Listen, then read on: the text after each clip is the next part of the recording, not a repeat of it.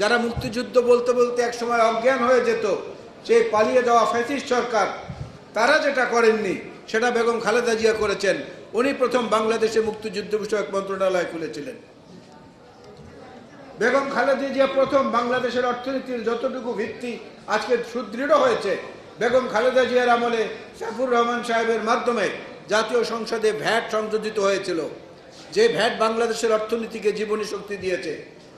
বেগম খালেদা জিয়া প্রথম আজকের যে রেমিটেন্স, প্রতিদিন এই সরকার প্রচার করছে রেমিটেন্স কত এসেছে কত এসেছে, এই রেমিটেন্স যোদ্ধাদের কল্যাণের জন্য প্রবাসী কল্যাণ মন্ত্রণালয় প্রতিষ্ঠিত করেছিলেন দেশনেত্রী বেগম খালেদা জিয়া। নির্বাচনী ইশতেহারেও মূলত এই সব উপাদানকে ভিত্তি করে ইশতেহার তৈরি হবে।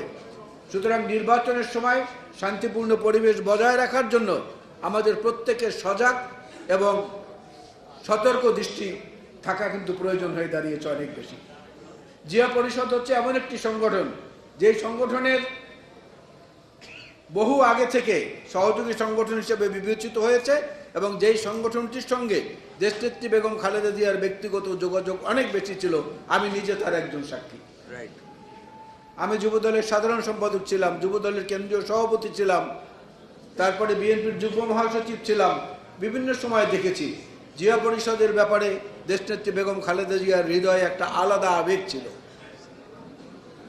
আমরা যেন সেই আবেগটাকে ধরে রেখে যথাযথ সম্মান প্রদর্শন করে তার অপূর্ণ যে কর্মকাণ্ড সেটা বাস্তবে রূপ দেওয়ার জন্য বর্তমান যে নেতৃত্ব তারেক রহমান সাহেবের অনুসারী হিসাবে আমরা সেটা পালনের জন্য জিয়া পরিষদের পক্ষ থেকে যেন আমাদের সর্বাত্মক প্রচেষ্টা অব্যাহত রাখি।